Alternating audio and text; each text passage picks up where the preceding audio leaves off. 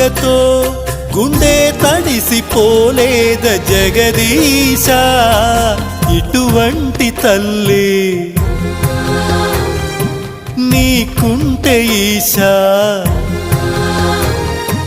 తెలిసేది నీకు